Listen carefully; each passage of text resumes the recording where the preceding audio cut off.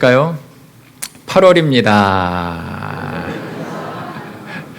예, 8월입니다만 하고 끝나면 뭔가 좀 이상하죠?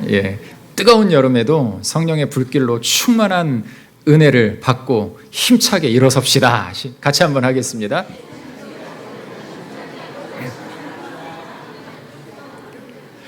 아멘. 우리 하나님께서 가장 뜨거울 때 아마 지난주와 이번 주가 가장 덥지 않을까 싶어요. 그런데 오늘이 조금 더 덥지 않나 싶습니다. 그런데 하늘에서 성령의 이 에어컨 바람이 시원하게 내려오잖아요. 우리 교회 얼마나 좋습니까? 아멘. 작년에는 조금 덥고 시끄러워서 에어컨도 못 틀고 했는데 하나님 주시는 은혜로 폭포수와 같은 시원한 바람이 내려오니까 조금 더우면 졸려도 제가 이해를 하는데 오늘은 정신 바짝 차리시고, 오늘 말씀의 제목을 보시면 절대 피곤할 수가 없어요. 긴장을 할 수밖에 없습니다. 우리 말씀 제목 같이 한번 읽어볼까요? 시작. 인생의 풍랑이 불 때. 여러분, 성도의 인생길을 잘 묘사한 책 한 권이 있습니다. 바로 이 존 버년이라는 분이 쓴 철로 역정이라는 책입니다. 이 책에서는요, 이 천성, 하나님의 나라를 향해 달려가는 주인공이 한 사람 등장합니다. 그 주인공의 이름은 누굴까요? 크리스천입니다. 이 크리스천은 정말 어려운 환경 속에서 한 걸음 한 걸음 나아가는 모습을 이 존 버년은 꿈속에서 그 모습을 목격하고 그것을 책으로 써낸 것이 바로 철로 역정입니다. 그 여정이 생각보다 그런데 만만치가 않습니다. 절망이라는 거인을 때로는 만나고요, 의심의 성이 나타나기도 하고, 신분, 또 명예, 지위, 감투, 정욕, 각종 쾌락, 유희 등을 하는 허영의 시장이 그의 앞길 곳곳마다 나타나게 됩니다. 그런데 이런 풍랑과 실패를 이겨내는 모습을 그리며 이 철로 역정은 우리에게 믿음의 참된 승리가 무엇인가, 성도에게 있어서, 크리스천에게 있어서 믿음의 진짜 승리가 무엇인가를 분명하게 보여주고 있는 책이 바로 이 철로 역정이라는 책입니다. 얼마 전에 이 만화로 이 철로 역정이 나왔더라고요. 생각보다 재미가 없다라고 하는데 아마 원본에 충실한 것 같아요. 그래서 여름 사역이 지나고 가을쯤에 한번 해서 철로 역정 이 교회 안에서 관람도 좀 하면서 이 세미나 형태로 철로 역정을 한번 해볼까 하는 생각도 있습니다. 여러분, 어쨌든 우리의 신앙 여정에도 때로는 절망이 나타나기도 합니다. 때로는 그 절망 속에서 의심을 하기도 하죠. 또 허영의 유혹에 넘어가기도 합니다. 누구에게나 다 그렇습니다. 그러나 신앙이 한 단계 성숙하려면 우리는 절망도 넘어서야 되죠. 의심도 헤쳐나와야 하며 허영의 유혹도 뿌리쳐야 돼요. 무엇인가에 발목 잡혀서 거기에서 멈춰버리고 거기에서 주저앉아버리면 우리는 더 이상 성장할 수 없는, 아니 하나님의 나라, 저 천성을 향해 걸어가지 못하는 안진뱅이와 같은 모습으로 남아 있을 수밖에 없다라는 것이죠. 그런데 우리 인생길엔 많은 이 중 이 한 개라도 우리가 넘어서지 못하면 우리는 이 철로 역정의 주인공처럼 천성에 들어가지 못할 수도 있어요. 이겨내야 된다는 것이에요. 우리 인생을 돌아보면 많은 문제들이 있었음을 알 수가 있습니다. 특별히 연세가 많으신 성도님들을 보면은요, 그 인생의 주름 하나하나, 얼굴에 있는 주름 하나하나가 인생의 많은 풍파를 지났구나라는 것들을 암시하는 그런 모습들을 발견할 수가 있습니다. 때로는 이겨내기도 했고요, 성공하기도 했습니다. 그런데 때로는 나는 믿음이 참 좋다라고 생각을 하지만 때로는 실패할 때도 있다라는 것이죠. 인생의 문제들 속에선 많은 답들이 있지만 어떤 것이 적절한지 그 해답을 잘 찾아야 문제를 해결할 수가 있습니다. 영적인 문제에서는 어떨까요? 거친 풍랑 앞에 섰을 때 우리의 믿음은요, 바로 그 자리에서 진짜와 가짜가 구별이 됩니다. 거친 풍랑 앞에 섰을 때 여러분, 우리의 모습, 나의 믿음이 어떠한가를 보아야 된다는 것, 직시해야 된다는 것이에요. 바로 영적인 눈을 뜨고 있는지 뜨지 못하고 있는지 풍랑 앞에 서면 그것을 확인할 수 있다는 것이죠. 인생의 풍랑이 불 때 우리의 믿음의 모습을 어떻게 해야 하는지, 또 오늘 말씀을 통해 이 귀한 은혜를 생각하면서 하나님의 귀한 은혜가 임하는 이 시간 되시기를 주님의 이름으로 축원합니다. 세 가지를 보도록 하겠습니다. 첫 번째는 힘겨울 때 찾아오신다라고 주님은 말씀하셔요. 여러분, 예수님을 따르던 많은 군중들은 흩어져서 집으로 돌아갔습니다. 우리 지난주에 말씀을 보았던 것처럼 이 오병이어의 사건, 많은 참 목자이신 예수 그리스도를 만나서 그들이 육적인 양식과 영적인 양식을 같이 먹었어요. 먹고 난 후에 각자의 갈 길을 이제 흩어져서 갔습니다. 제자들도 마찬가지죠. 예수님께서는 제자들에겐 배를 타고 건너편 가버나움으로 가라라고 말씀을 하셔요. 저희가 이 이스라엘 지도를 찾아보니까요, 이 가버나움과 벳세다 광야는 지금 이 오병이어를 버렸던 곳은 벳세다 광야입니다. 그리고 그쪽은 여러분들 이스라엘 지도 중간에 있는 갈릴리 호수라는 곳이 있어요. 세계 지도, 구글 지도를 잘 찾아보시면 갈릴리 호수가 이렇게 하트 모양으로 동그랗게 있는데 그 바로 오른편이 벳세다 광야가 있어요. 그 건너편 한 5km 정도 떨어진 곳이 바로 이 가버나움입니다. 예수님께서는 제자들에게 야, 너네들 사역 마쳤으니까 이제 저 건너편에 배를 타고 가서 좀 쉬어라 라고 말씀을 하십니다. 그러시면서 예수님은 기도하러 산으로 올라가십니다. 그런데 어떻습니까? 우리가 지난번에도 들었지만 이 헬몬산 주변에 있는 갈릴리 바다는요, 때로는 거친 풍랑이 갑자기 일어나는 곳이기도 했어요. 제자들이 배를 타고 건너자 지금같이 쾌속선을 타고 가면 1시간 만이면 금방 가겠지만 그 당시에는 노를 저어서 바람을 맞고 가야 되는데 전혀 예상치 못한 상황이 지금 제자들 앞에 펼쳐지고 있다는 것이에요. 풍랑이 일어난 겁니다. 우리말로 하면 태풍이죠. 그런데 그날 밤 풍랑이 워낙 거세서 제자들은 노를 젓는데 몹시 괴로워하고 있습니다. 벳세다에서 가버나움까지 불과 5km 정도밖에 안 되는 거리지만 제자들이 탄 배는 거센 풍랑에 출렁거리며 몹시 위태로운 지경에 이르고 말았습니다. 오늘 본문 48절에 보면은 뭐라고 말씀하고 있습니까? 제자들이 힘겹게 노 젓는 것을 보시고, 이 말씀을 보면서 예수님은 천리안을 갖고 계신 것일 것 같다라는 생각을 해봤어요. 분명히 기도하러 산에 올라가셨는데 제자들이 힘들어하는 것을 아셨다라는 것이죠. 여러분, 마태복음 14장 24절이 이 동일 본문인데요, 뭐라고 설명을 하고 있냐면 바람이 거슬림으로 물결을 인하여 고난을 당하더라라고 마태복음에서는 말하고 있어요. 여러분, 인생의 길을 우리는 항해로 표현하고는 합니다. 인생이 순탄하게 흘러갈 때도 있지만 걸음걸음마다 때로는 이 역풍이 불어올 때도 있어요. 돛을 달고 바람을 등지고 나아가야 됨에도 불구하고 역풍이 불 때 어떻습니까? 나아가지 못한다라는 것이죠. 모든 것이 순탄하면 좋겠지만 여러분, 인생의 역풍이 불어올 때마다 거스르고 나아간다라는 것이 얼마나 어려운가 우리는 너무나도 그것을 잘 알고 있습니다.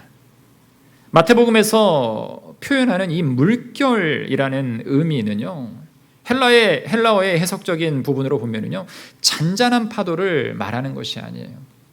그냥 음파호수에서 잔잔하게 출렁이는 그게 아니다라는 거죠. 거친 큰 파도가 쉴 새 없이 끊임없이 몰아치는 것을 말하고 있어요. 또 고난당하였더라라는 말을 합니다. 이 말의 의미는요, 임신한 엄마가 아이를 해산할 때의 울부짖음과 괴로움을 표현하는 그런 단어를 사용하고 있어요. 여러분, 제자들은 지금 불어오는 역풍을 맞으며 피곤하고 지치도록 노를 젓고 있습니다. 그런데 그 고통이 너무나도 크다는 것이죠. 그리고 그 상황이 아무것도 보이지 않는 밤 사경이다라는 것이에요. 여러분, 어둠캄캄한 곳에서 누군가 옆에서 만 해도 여러분들 놀랄까요, 안 놀랄까요? 여름 되면 과거에 전설의 고향 이런 거 하면 보면서도, 저도 어릴 때 TV로 볼 때 막 이불을 뒤집어 쓰고 내 다리 내놔 할 때 눈 가리고 딱 봤던, 그래도 보고 싶은 그 욕망이 있어서 봤던 기억이 있는데, 누군가 밤 어두운 곳에 뒤에서 이렇게만 해도 제가 가끔 집에 들어가면 저희 아내가 놀랍니다. 집에 별로 들어오지 않는 남편이 갑자기 뒤에서 여보 하면 마치 유령을 본 듯이 때로는 자주 놀래요. 안 놀래야 되는데 잘 놀랍니다. 여러분, 밤 사경에 이 어두운 곳에서 풍랑을 만났어요. 어떨까요? 두렵죠. 힘들죠. 여러분, 어쩌면 이 풍랑 속에서 아무것도 보이지 않는 이 밤에 이 풍랑 속에서 헤매는 모습, 이 모습이 어쩌면 우리의 인생의 모습이 아닌가를 한번 돌이켜봐야 됩니다. 성경은 어려움과 고난을 이기기 위해서는 제일 먼저 이 세상은 원래가 시험과 고통이 많은 세상이라는 것을 알아야 한다라고 분명하게 우리에게 말씀을 하고 있어요. 우리는 이 땅이 아름답기 때문에 살만한 가치가 있다라고 생각을 하며 살아가죠. 땅의 것을 가지고 새로운 멋진 인생을 세울 수 있을 것이라고 분명히 믿습니다. 저도 그런 마음이 있어요. 그런데 기대했던 세상은 어느 한순간 내게서 모든 것을 빼앗고는 고통과 아픔으로 몰아갈 수도 있다는 것이죠.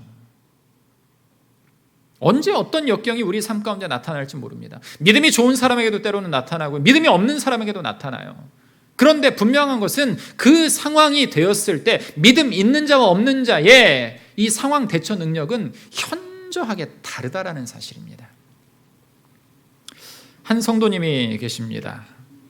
예수 안에서 믿음 생활 잘하며 여러 훈련도 잘 받고 진짜 믿음의 길을 온전하게 걸어가려고 했던 두 아이의 엄마가 있습니다. 1년 전에 난소암 3기라는 청천벽력 같은 소식을 들었습니다. 모든 상황에서 희망을 찾을 수 없는 삶이 되어버렸어요. 한순간 기쁨과 희망이 절망으로 바뀝니다. 그런데 더 큰 문제는 그 집사님의 남편은요, 시각장애인이다라는 것이에요. 남편의 눈이 1년 새 더 많이 안 좋아졌다라고 그 집사님은 걱정을 하십니다. 두 아이가 한참 엄마의 손이 필요할 때임에도 불구하고 항암과 이 방사선 치료, 낫지 않는 이 육신 때문에 힘들어하고 그 걱정이 이루 말할 수 없습니다. 날마다 쇠약해지는 그 육신, 그럼에도 불구하고 절망과 같은 시간 속에서 그 집사님은 끊임없이 주님께 의지하고 매달리는 모습을 보았어요. 그 모습이 얼마나 귀한지 모릅니다. 며칠 전 그 집사님께서 이른 아침에 이런 편지를 저에게 보내주셨습니다. 목사님, 아침 말씀 묵상을 하다가 어제는 그냥 하나님께 편지를 썼어요. 세상 편한 친구한테 하듯이요. 쓰다 보니 하나님 사랑해요, 감사해요, 이런 말들이 저절로 나왔어요. 하나님께 이런저런 말들을 주저리 늘어놓으면서 내 마음의 진심을 나누고 나니 마음이 평안해지고 행복의 눈물을 흘렸습니다. 정말 힘들고 정말 고통과 같은 상황 속에 있으면서도 하나님께서 주시는 참 평안을 찾았고 누리고 계신다라는 것이죠. 그러면서 완전한 소망을 꿈꾸고 있다라는 것이에요. 무슨 소망이에요? 하나님께서 모든 것을 고치시고 이루시고 세우신다라는 그 믿음을 잃지 않았다라는 것입니다. 아멘. 저는 그래서 그 집사님께 이런 말씀을 드렸어요. 하나님께서 집사님을 살리실 겁니다. 사랑하는 성도 여러분, 인생의 풍랑 가운데 있을 때 우리는요, 믿음이 없는 사람들은 세상의 것에 기대서 절망하고 절규하며 여러분 다른 것을 자꾸 기웃거리면서 찾습니다. 그러나 진짜 본질이 무엇인가? 우리의 인생을 왜 하나님께서 우리에게 인생이란 것을 허락하셨고 우리가 살아가게 하셨고 우리에게 때로는 고통과 때로는 슬픔과 때로는 기쁨과 즐거움을 허락하셨는지를 깨달아야 된다는 것이죠. 우리 인생은 대단해 보이지만 여러분 그렇지 않습니다. 어느 날 불어온 태풍은 소중한 것을 다 빼앗고 맙니다. 배 방향을 바꿔버리고 또 파손시키기도 합니다. 성경에서 말하고 있는 이 고통하면 떠오르는 욥이라는 사람은요, 한순간에 인생의 폭풍으로 재산과 자녀, 아내와 건강까지도 잃게 되는 상황 속에 있었습니다. 그러나 그는 하나님을 버리지 않았습니다. 왜냐하면 하나님이 어떤 분이신지를 분명하게 알았기 때문이에요. 믿고 있기 때문에 그렇다라는 것이죠. 때로는 하나님이 계시지 않는 것 같지만 여러분, 우리 주님은 언제나 우리와 함께하고 계십니다. 여러분, 믿음의 눈을 떠서 그 주님을 바라보는 우리 모든 성도들 되시기를 간절히 바랍니다. 오늘 예수님께서는 제자들이 만난 이 태풍을 통해 우리가 살아가고 있는 이 땅을 피상적으로 이해할 것이 아니라 곡곡 깊숙이 죄로 말미암아 신음하게 된 이면을 직시하라라고 말씀을 하고 계신 것이에요. 여러분, 가장 어렵고 힘든 때 여러분은 무엇을 의지하고 계십니까? 그런데 오늘 본문은요, 분명하게 우리에게 말씀하고 있어요. 누구를 의지해야 됩니까? 예수 그리스도를 의지하라는 것이에요.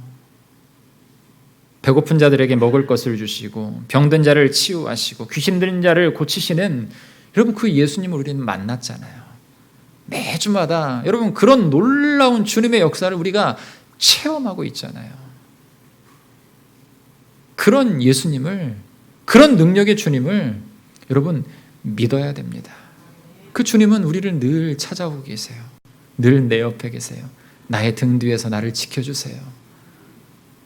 사랑하는 성도 여러분, 그런데 우리는 다른 것을 바라고 갈망하진 않는지, 우리의 삶이 주님과 함께함으로 얼마나 충만한 가운데 기쁨의 삶을 살아가고 있는가, 여러분들 그 은혜의 삶을 이번 8월 한 달 동안 충분하게 누리시는 은혜가 있기를 주님의 이름으로 축원합니다. 두 번째로 이 본문을 통해서 말하고 있는 것은요, 예수님을 똑바로 바라보라라는 것이에요. 우리 48절과 49절 말씀 같이 한번 읽도록 하겠습니다. 함께 읽겠습니다.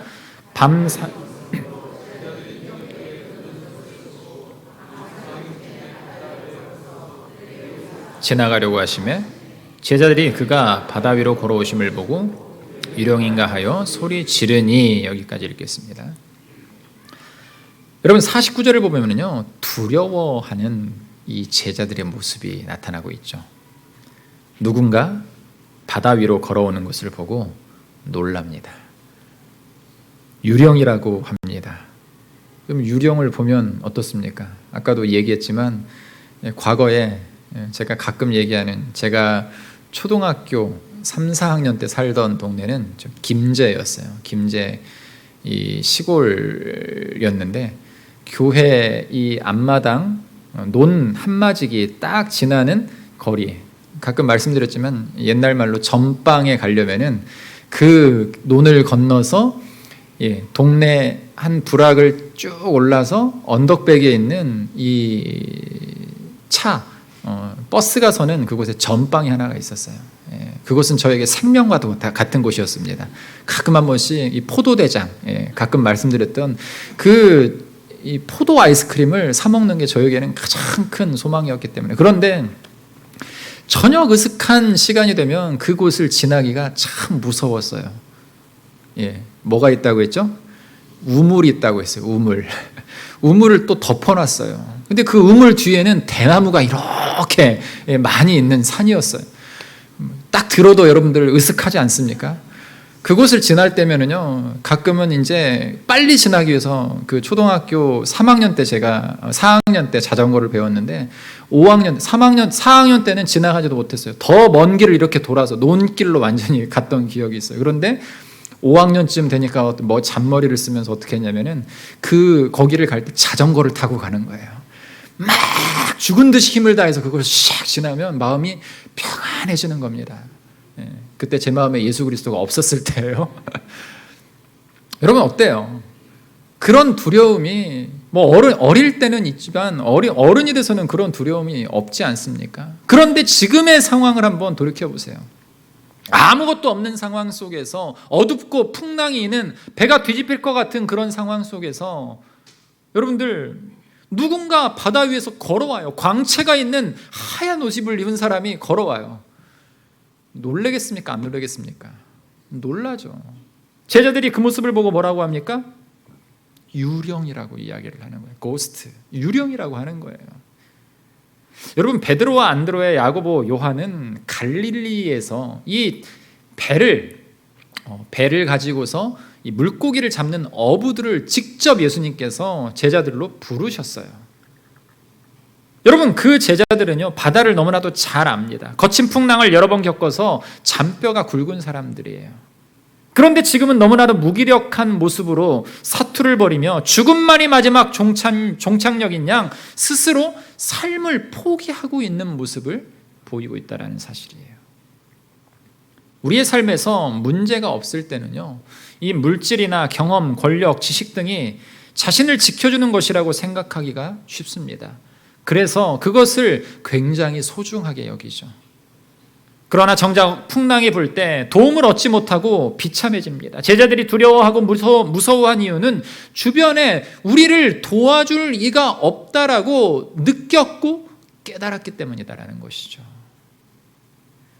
여러분, 우리는 인생길에서 얼마든지 어려움을 만날 수가 있어요. 그런데 어려움 속에 있을 때 누군가 나를 도와준다면 그만큼 힘이 되고 기쁜 일은 없을 것이에요. 어려울 때 누군가 나를 도와주면 힘들지 않다라는 것이죠. 그런데 지금 제자들의 모습은 어떻습니까? 이미 배는 육지에서 술이나 떨어져 있습니다. 그리고 어두운 밤입니다. 바로 이 사실이 풍랑을 만난 사람들을 더욱 고독하고 고통스럽게 하고 있다는 것이에요. 절망의 상태, 인생 벼랑의 끝에 서 있을 때. 가끔 이승심 장로님과 이야기를 하다 보면요, 제가 이 이야기를 벌써 2년 만에 한 3번 들은 것 같은데요. 무슨 이야기를 하시냐면은 과거에 리비아에 갔던 이야기들을 가끔 한 번씩 하세요. 리비아에서 무슨 사건이 있었는가?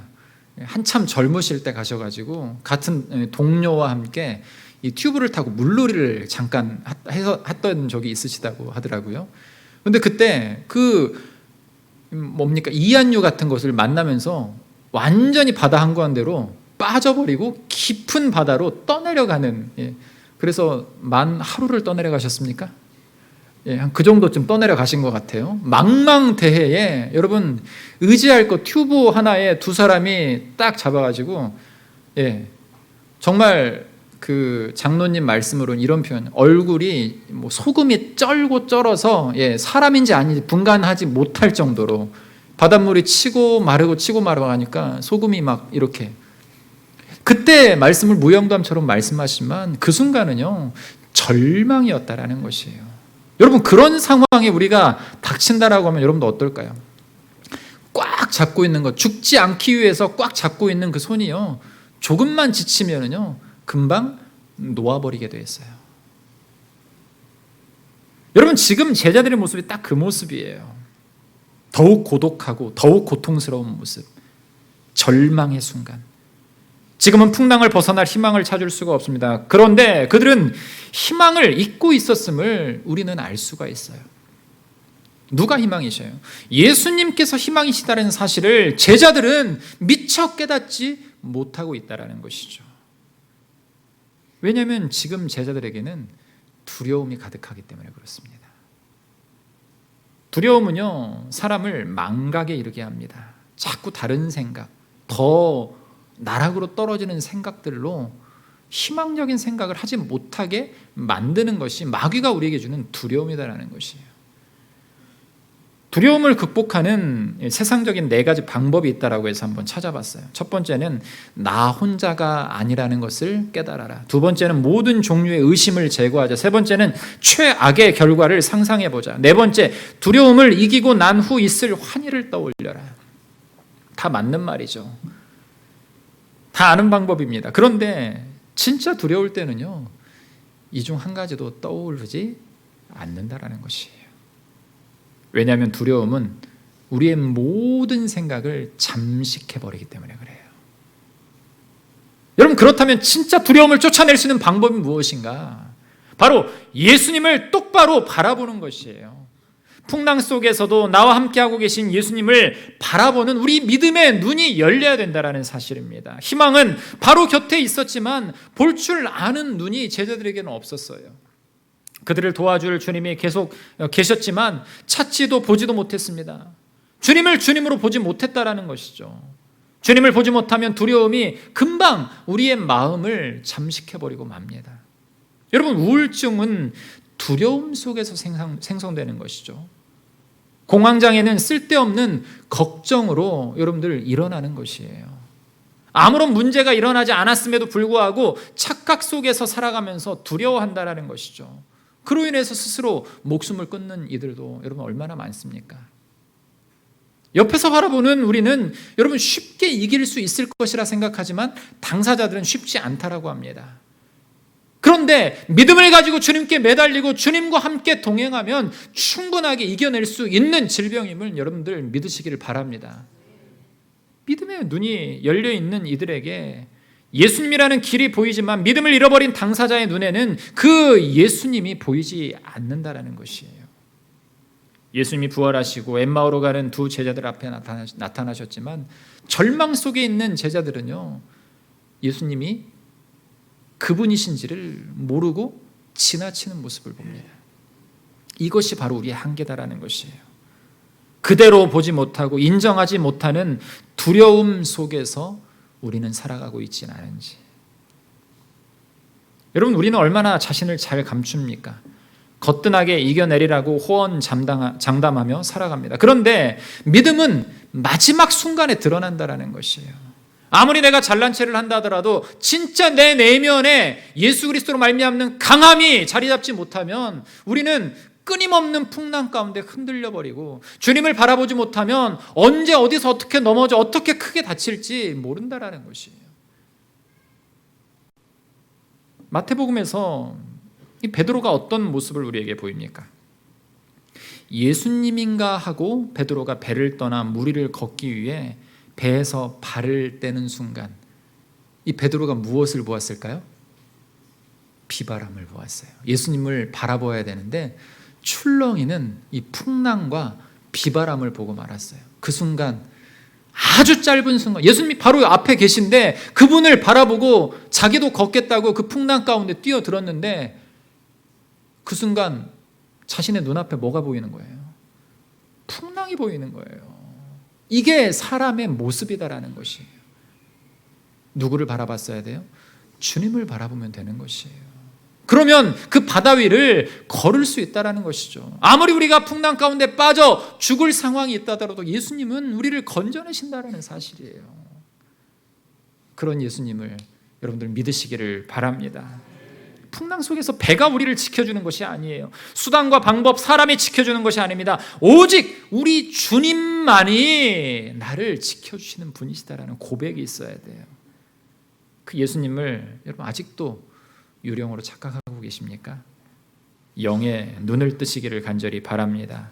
그래서 주님을 바라보시길 바랍니다. 그때 우리 주님이 우리에게 뭐라고 말씀하실까요? 50절 말씀 같이 한번 읽어보겠습니다. 같이 읽겠습니다.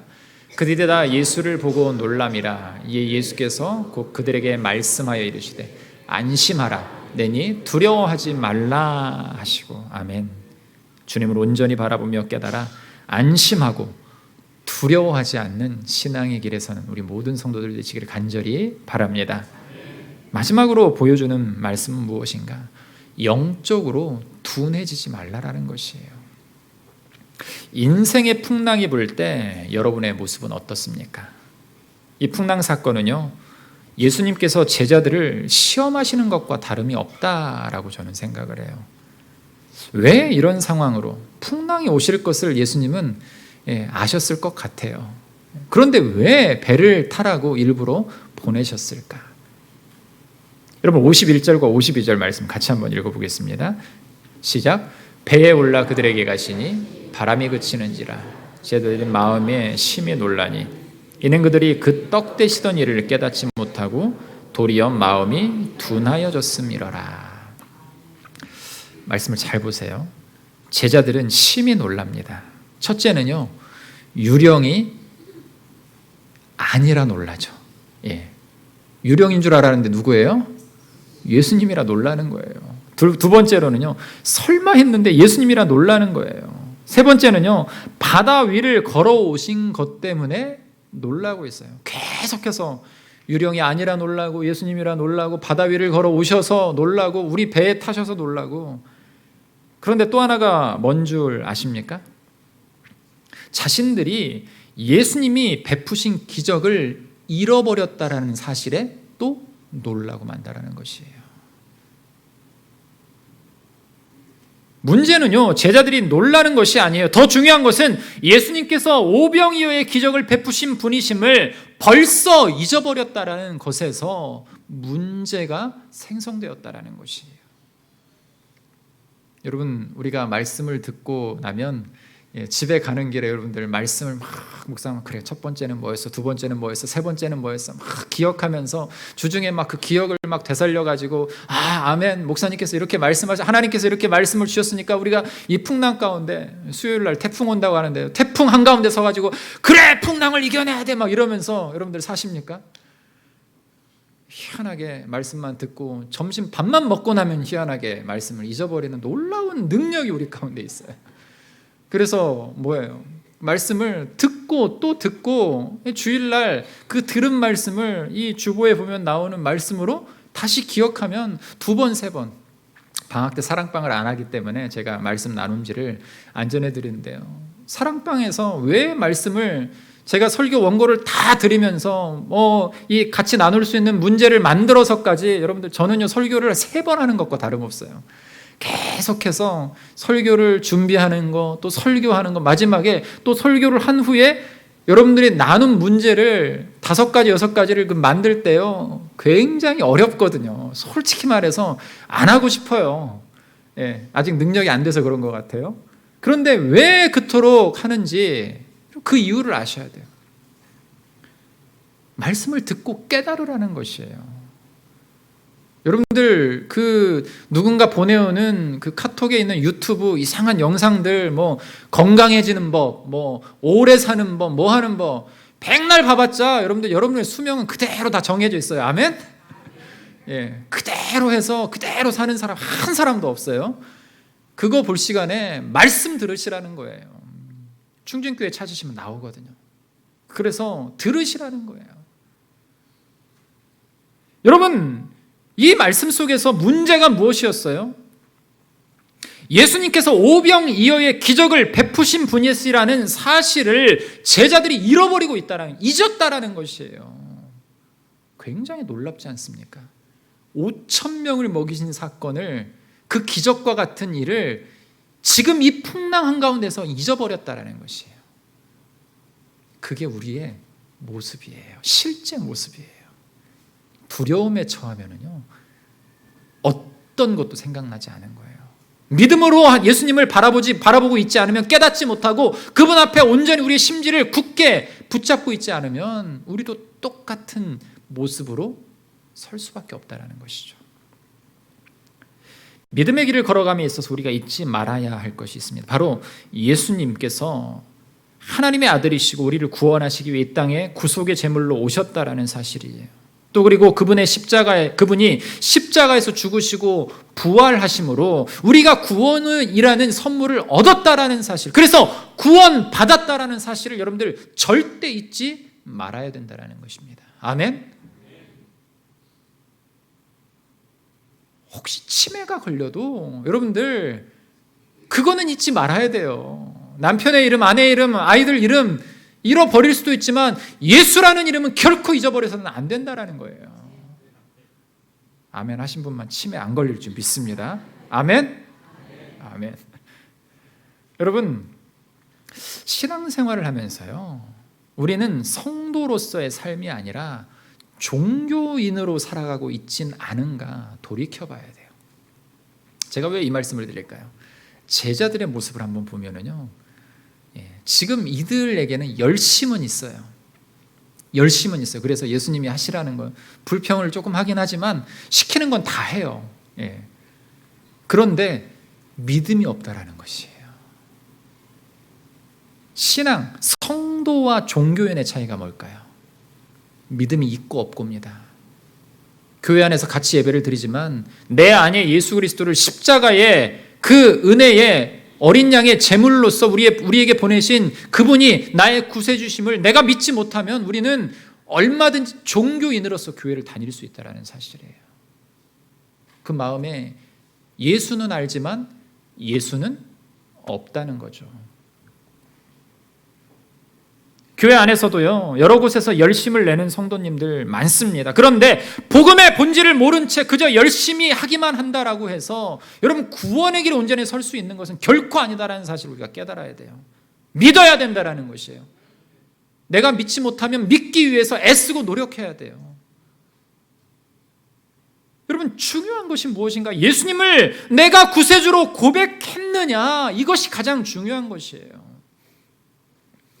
이 땅 가운데에 기독교 인구가 한 600만 명 된다라고 하는데 뭐 이단들 빼고 뭐 빼고 한 400만 명 정도가 우리 기독교 전체 인구가 되지 않을까 싶어요. 진짜 예수님 믿고 그분을 의지하고 나의 구세주심을 고백하는 그 성도들이 그 400만 명 중에 얼마가 될까? 우리 충진교회 성도들 빼고 나면은 399만 9천. 진짜 내 마음에 여러분 다른 것보다 예수님이 내 마음 가운데 분명하게 서 있어야 된다는 것이에요. 내가 봉사하는 것이 나를 구원하신 예수님의 명령을 준행하기 위해 그리스도의 나라를 세우기 위해 주님의 몸된 교회를 섬기는 것이 아닌 사람을 쫓아 누군가에게 인정받기 위해 일하고 있지는 않은지 우리를 돌아봐야 된다는 것이에요. 여러분 영적으로 둔감해지면은요 많은 문제들이 일어납니다. 가장 먼저 나타나는 현상이 바로 타협이에요. 타협. 일본과도 지금 긴장 관계 속에서 서로 타협하면 좋잖아요. 근데 서로 타협하라는 사람들도 있지만 강성인 사람들도 있어요. 이게 어떻게 흘러갈지 몰라요. 그렇기 때문에 우리는 이 나라를 위해서 끊임없이 기도해야 됩니다. 하나님의 뜻대로.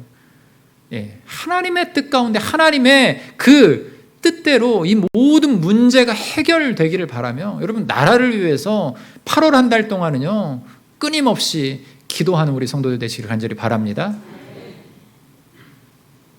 여러분 타협은요 세상 속에서는 타협이 될 수 있어요. 정치적인 타협 이야기를 요즘 계속 많이 하잖아요. 타협 될 수 있어요. 어떤 방법으로든 하나님께서는 분명하게 문제를 해결해 주실 거예요. 세상적인 것은 타협으로 이루어질 수가 있어요. 그런데 큰 한 가지 문제가 있습니다. 믿음에서는요, 믿음의 문제에서는 타협이 있을 수가 없다라는 사실이에요. 여러분 이걸 분명하게 깨달아야 돼요. 우리는 내 생각과 내 일터와 나에게 필요한, 그런데 그렇게 필요하지 않은 것들과 얼마나 많은 타협을 하고 살아가고 있는가 돌이켜봐야 된다는 거죠. 여러분 우리의 삶을 한번 돌아보십시오. 우리에게 필요 이상의 것들이 얼마나 많은가. 여러분 옷장을 한번 보세요. 입지 않는 옷, 버려야 될 것들, 한 명은 버리자, 한 명은 버리지 말자. 넘치는 것들이 얼마나 많아요. 먹을 것들이 음식 쓰레기로 나가는 게 얼마나 많습니까? 우리는 타협한다라는 거예요. 세상과 타협하면서. 신앙도 마찬가지예요. 예배의 자리에 나와야 됨에도 불구하고 예배의 자리를 타협해요. 이제는 주일날 고민되는 일들이 있죠. 그런데 스스로 합리화를 하면서 타협해요. 헌금 생활도 마찬가지죠. 내가 타협하기 시작합니다. 한 가정에서 여러분들 타협하기 시작하면요 끝이 없는 거예요. 내 믿음을 내가 스스로 좀먹고 있다는 것이죠. 그것이 이 타협이라는 것이 좋은 잔잔한 바람과 같은 것이라고 스스로 느끼고 있지만 그것으로 말미암아 평강이 있을 것이라고 스스로 착각하는데 이것이 바로 마귀의 괴계다라는 것이죠. 그 타협의 생각이 듦과 동시에 너무나도 큰 풍파가 들어닥칠 것을 우리는 깨닫지 못하고 살아가고 있지 않은지 돌이켜봐야 된다는 것이에요. 영적으로 둔감해지면요 예배를 세상에 양보해버려요. 주님께 드릴 것을 세상에 양보해버립니다. 영적으로 둔감해지면 우리에게 가장 먼저 찾아오는 마귀의 작전이 타협임을 여러분들 깨닫지 못한다라는 것이죠. 수많은 원수 마귀가 우는 사자와 같이 우리를 수시로 넘어뜨리려 합니다.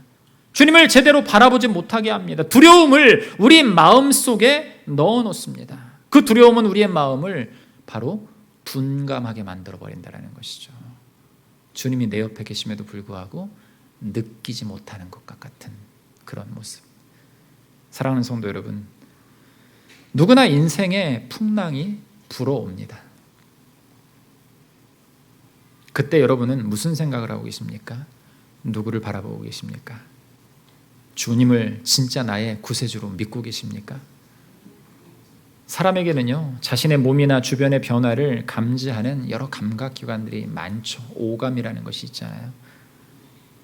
더 나아가서 육감이라고도 하잖아요. 그 감각기관을 사용해서 사물을 보기도 하고 냄새도 맡고 통증도 느끼게 됩니다. 이러한 감각들이 민감하게 잘 작동해야지 제대로 판단하고 분별의 삶을 살 수가 있는 것이에요. 오늘 이 말씀을 통해서 예수님께서 무엇을 제자들에게 말씀하고 계실까요? 둔감해진 그들의 믿음을 깨고 계신 거예요. 두꺼운 이 호두를 망치로 깨어야 그 안에 있는 맛있는 호두를 먹을 수 있듯이 진짜 믿음의 길로 성숙되기 위해서 우리의 안을, 우리의 겉을 감싸고 있는 이 껍질과 같은 것들을 벗어내야 된다라고, 깨부셔야 된다라고 주님은 우리에게 말씀하고 있는 것이에요. 예수님은 풍랑 속에서 힘겹게 노져가는 저와 여러분들을 향해서 그럼에도 불구하고 이렇게 말씀을 하십니다. 안심하라. 두려워하지 말라. 이런 주님을 여러분들 기대해 보세요. 우리의 인생길에 풍파가 있을 수 있습니다. 그러나 그 풍파 속에서 믿음의 사람과 성도와 종교인은 거기서 극명하게 갈라져요. 진짜 신자는 여러분, 그 풍랑 속에서 내 옆에 계신 주님을 바라보는 것에서 끝나는 것이 아니라 그 주님의 손을 꼭 붙듭니다. 그 주님이 그때 어떤 놀라운 역사를 펼치실까요? 바람을 잠잠케 하신다라는 것이에요. 아멘.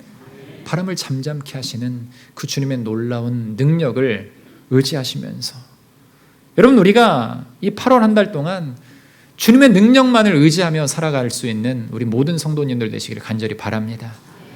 두려움 속에서 세상과 여러분 타협하지 마시고요, 오직 내 안에 계시고 나와 함께 계시고 나를 인도하시는 그 주님을 바라보면서 두려워하지 말고 놀라지 말고 나는 내 하나님이라고 말씀하시는 그 예수 그리스도의 부르심에 온전히 화답하며 참된 승리의 삶을 살아가는 우리 모든 성도들 되시기를 주님의 이름으로 축원합니다. 우리 함께 찬양하도록 하겠습니다.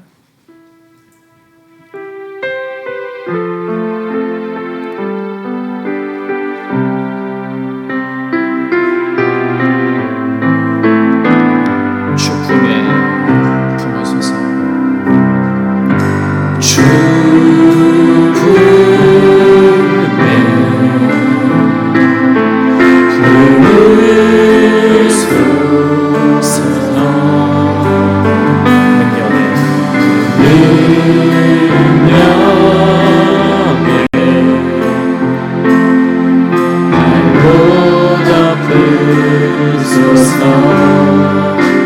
거친 파도 날 향해 와도 주와 함께 날아오리니 높은 가운데 나의 영혼 잠잠하게 주를 보리라. 주님 안에 주님 안에 나 거하리. 아멘. 주는요 나 잠잠히 거친 파도 날 향해 와도 주와 함께 날아오리니 높은 가운데 나의 영혼 잠잠하게 주를 거친 파도